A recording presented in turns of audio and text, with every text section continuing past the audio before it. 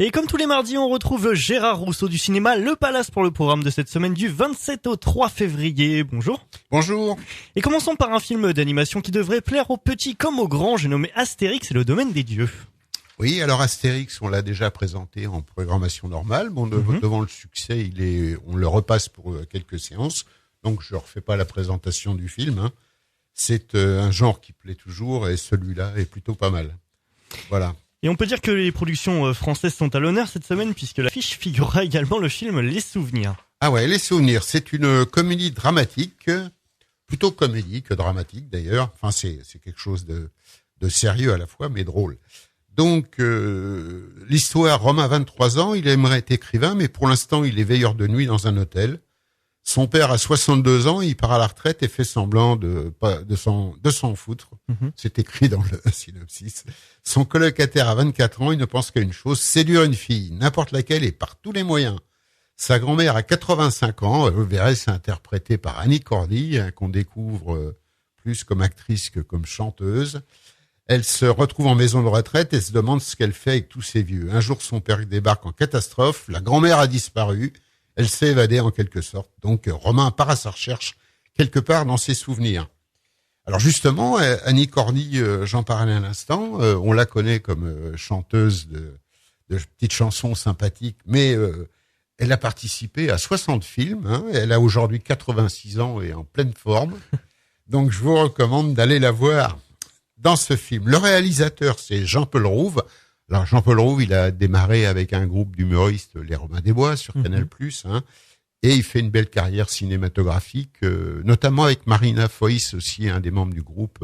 C'est les deux seuls qui font vraiment une vraie carrière.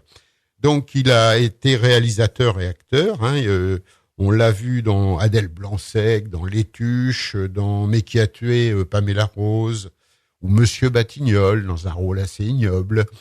Voilà. L'autre acteur, c'est Michel Blanc. Bon, bah, c'est aussi un ancien du Splendide, hein, qui est réalisateur et acteur. Il avait fait notamment réaliser Embrasser qui vous voudrait, Grosse fatigue, Marche à l'ombre, des gros succès d'il y a quelques années. Hein. Et comme acteur, on l'a vu encore récemment dans L'exercice de l'État. Je vous trouve très beau, un film aussi très sympathique.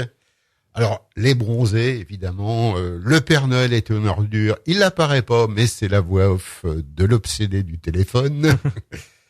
Et bref, papy fait de la résistance, ma femme s'appelle Revient, viens chez moi, j'habite chez une copine. Pas mal de films des années 80-90 qui étaient quand même assez plaisants. Et on a également dans ce film Chantal Lobby et Audrey Lamy. Et enfin, terminons sur une pointe de légèreté avec une comédie au casting 5 étoiles intitulée Charlie Mordecai. Alors Charlie Mordecai, oui, c'est une comédie, hein, c'est l'histoire d'un historien d'art excentrique et très honorable, très excentrique surtout. Charlie Mordecai qui part à la recherche d'un tableau volé par les nazis pendant la Seconde Guerre mondiale et qui serait la clé de la cachette de l'or du Troisième Reich. Donc c'est le retour de Johnny Depp qu'on n'avait pas vu depuis un petit moment, enfin pas sur des films très très grosses productions.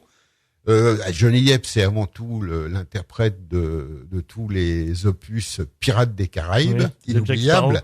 Hein, on l'avait vu quand même il y a 2-3 ans dans le dernier Tim Burton, Dark Shadows, qui moi m'avait pas franchement emballé. C'était pas le meilleur Tim Burton à mon avis. Mais sinon c'est Charlie et la chocolaterie, le chocolat, From Hell, Sleepy Hollow, Las Vegas Parano, donc un film à découvrir aussi avec Benicio del Toro, Donnie Brasco, un chef-d'œuvre avec Al Pacino, Arizona Dream, et il avait été découvert dans un feuilleton à la télévision il y a déjà une trentaine d'années, dans un feuilleton qui s'appelait 21 Jump Street. Donc il nous revient et nul doute que ça va être bien déjanté encore. Donc il est accompagné dans la distribution de Gwyneth Paltrow, hein, qu'on a vu dans les Iron Man, surtout les Avengers, dans L'amour extra large, dans Seven aussi également, rôle plus sérieux. On a un acteur qu'on voit aussi depuis un moment qui s'appelle Paul Bettany, également présent sur les films Iron Man, qu'on avait vu dans Margin Call et surtout Da Vinci Code.